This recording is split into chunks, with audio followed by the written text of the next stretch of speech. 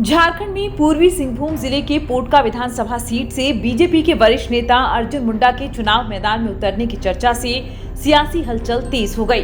लोकसभा चुनाव 2024 में खूंटी संसदीय सीट से चुनाव हारने के बाद अर्जुन मुंडा विधानसभा चुनाव के लिए एक सुरक्षित सीट की तलाश कर रहे हैं। हालांकि पूर्व मुख्यमंत्री अर्जुन मुंडा 4 बार खरसावां विधानसभा सीट से भी चुनाव जीत चुके हैं।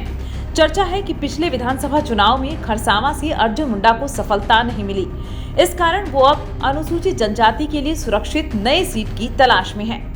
पोटका विधानसभा सीट के लिए इस बार बीजेपी की ओर से जहां अर्जुन मुंडा के नाम की चर्चा है, इसके अलावा पूर्व विधायक मेनका सरदार, उपेंद्र सरदार उर्फ राजू, मनोज सरदार, गणेश सरदार और बारी मुर्मू के नाम की भी चर्चा है। वर्ष 2019 के विधानसभा चुनाव में झामुमो के संजीव सरदार ने भाजपा की मेनका सरदार को हरा सफलता हासिल की। ऐसे में भाजपा केंद्रीय नेतृत्व के लिए पोटका विधानसभा क्षेत्र से अधिकृत प्रत्याशी का चयन करना आसान नहीं है। पार्टी इस मामले में फूंक फूंक कर कदम रख रही है।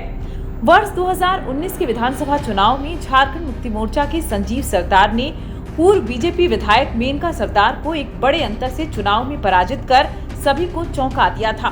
इसके बावजूद पिछले 5 सालों में संजीव सरदार के प्रदर्शन से असंतुष्ट पार्टी के कई नेताओं की ओर से दावेदारी की जा रही है। इस बात की संभावना से भी इनकार नहीं किया जा सकता है जेएमएम की ओर से पोटका में संजीव सरदार की जगह किसी अन्य उम्मीदवार को यहां से पार्टी का अधिकृत घोषित किया जा सकता है। पोटका विधानसभा सीट से पूर्व मुख्यमंत्री चंपाई सोरेन के पुत्र बाबूलाल सोरेन भी कई महीनों से चुनाव लड़ने की तैयारी कर रहे थे, लेकिन हाल के 1.5-2 महीने के दौरान बदली राजनीतिक परिस्थितियों और उनके जेएमएम छोड़ने के कारण बाबूलाल सोरेन अब पोटका की जगह घाटशिला क्षेत्र से चुनाव लड़ने की तैयारी में जुट गए हैं। राजनीतिक हलकों में चर्चा है कि बीजेपी बाबूलाल सोरेन को इस बार घाटशिला से उम्मीदवार बना सकती है। पूर्वी सिंहभूम जिले की पोटका विधानसभा सीट अनुसूचित जनजाति के लिए आरक्षित है। इस सीट पर आदिवासी समुदाय के भूमिज यानी सरदार समुदाय से आने वाले उम्मीदवार ही अधिकतर बार जीते हैं। इनमें सनातन सरदार, मेनका सरदार, हाड़ीराम सरदार, अमूल्यो सरदार का नाम शामिल है। यही कारण है कि पोटका विधानसभा क्षेत्र में सभी पार्टियों को भूमिज प्रत्याशी की तलाश रहती है।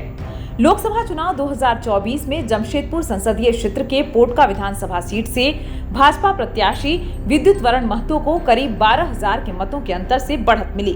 बीजेपी प्रत्याशी को पोटका क्षेत्र में 1,11,000 वोट मिले। वहीं जेएमएम प्रत्याशी समीर मोहंती को 99,000 वोटों से संतोष करना पड़ा। पोटका विधानसभा क्षेत्र में 50% आदिवासी और मुस्लिम मतदाताओं की भूमिका निर्णायक मानी जाती है। इनमें सरदार मतदाताओं की संख्या करीब 10%, मुस्लिम आबादी 6, सिंह 5.5, मुर्मू 5.1, सोरेन 3, टुडू 3, भगत 3, मंडल, हेमब्रम, महतो और मार्डी जाति की आबादी 3% शामिल है। पूर्वी सिंहभूम जिला के अंतर्गत पोटका विधानसभा आता है। पोटका विधानसभा जमशेदपुर लोकसभा सीट के अंतर्गत आता है। यह पूरी तरह ग्रामीण क्षेत्र के साथ साथ 2 हिस्सों में बटा है। जमशेदपुर के पटमदा और पोटका को मिलाकर इस विधानसभा क्षेत्र का गठन किया गया है। वैसे तो पोटका विधानसभा क्षेत्र में कई बदलाव आए हैं। 1952 में जुगसलाई सह पोटका के नाम से 2 विधानसभा हुआ करता था, लेकिन 1957 में इसका पोटका विधानसभा हो गया है। यह विधानसभा अनुसूचित जनजाति के लिए सुरक्षित था। उस वक्त झारखंड पार्टी के सुपई सोरेन विधायक चुने गए। उसके बाद 1962 में कांग्रेस माझी रसराज टुडू से विधायक बने। वहीं 1967 में पोटका विधानसभा का नाम बदलकर पटमदा विधानसभा हो गया। पटमदा विधानसभा के पहले विधायक कांग्रेस के घनश्याम महतो बने। 1969 में घनश्याम महतो ने यहां से फिर जीत दर्ज की। यही नहीं, 1972 में भी घनश्याम महतो ने जीत दर्ज की। कहा जाए कि लगातार 3 साल घनश्याम महतो ने यहां से प्रतिनिधित्व किया।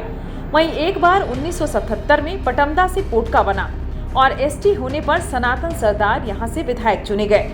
सनातन सरदार लगातार 3 बार विधायक चुने गए, लेकिन तीनों बार अलग अलग दल से उन्होंने पोटका विधानसभा का नेतृत्व किया। 1977 से सनातन सरदार ने जनता पार्टी से, 1980 में भाजपा से और 1985 में कांग्रेस से विधायक बने। वैसे इस सीट से झारखंड मुक्ति मोर्चा भी 4 बार जीत दर्ज कर चुकी है।